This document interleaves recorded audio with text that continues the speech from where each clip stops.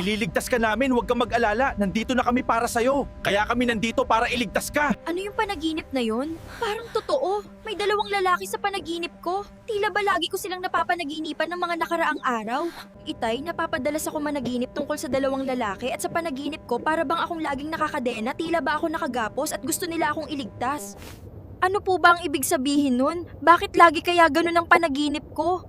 Kaya nga kita tinuturukan ng antidepressant tsaka pinaiinom ng maraming tabletas dahil ayan ang sumisira sa memorya mo, nawawala ang iyong konsentrasyon sa trabaho. Kaya dapat sundin mo yung pag-inom ng gamot para at kang makalimot, ha? Opo, Itay. May subastahan bukas. Kahit makagawa ka lang ng 3 kakaibang hayop ngayon, okay na yun. Sige po, Itay.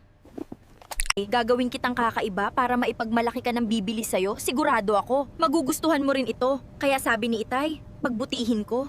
Maging asong iguana ka para makilala ka ng buong tao. Pwede ba akong magpahinga saglit? Napakahirap gumawa ng ganitong nilalang. Napakalaki ng nawawalang lakas sa akin. Anak, 3 na nga lang pinapagawa ko sa'yo sa isang araw. Hindi mo pa magawa. Nakapangako na ako sa mga mayayamang tao, baka magalit sila sa akin.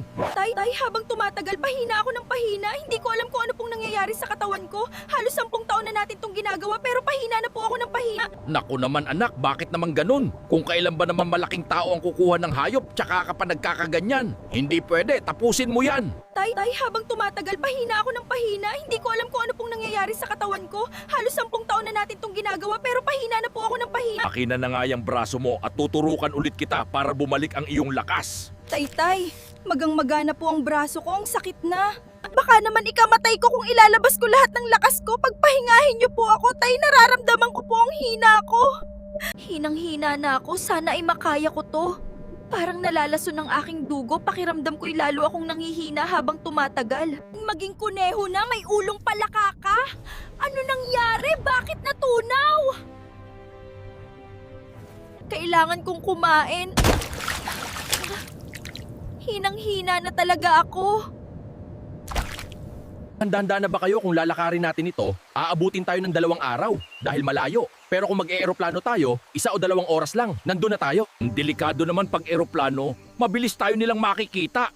Baka kapag nasa ere pa lang tayo, pasasabugin na yung eroplano natin. Walang problema kung mag-eroplano tayo. Kaya kong gawing kulay ulap ang eroplano natin. Gagawin natin ganung kulay at hindi tayo makikita. Maganda sana yung ideya mo. Ang problema, meron silang radar na nadidetect ang kahit anong sasakyang panghimpapawid. Pasasabugin ito gamit ang kanilang machine detection. Kung maglalakad naman tayo, baka maging huli na ang lahat. Baka mamaya kailangan na tayo ng aking anak para iligtas siya. May isa pang paraan para mas mapabilis tayo. Gumamit tayo ng kabayo. Meron diyang 6 na kabayo. Kunin natin ang 3. Maganda yung ideya mo. Ako bahala, hindi natin sila papagodin. Bibigyan ko sila ng mahika para hindi sila mapagod. 2 lang ay sapat na kasi hindi naman sila mapapagod. Mabagal kapag normal na kabayo lang. Mas magiging mabilis kung gagamitan natin ng mahika. Handa na ba kayo? Handa na kami! Ang magkaroon ka ng gulong ngayon na!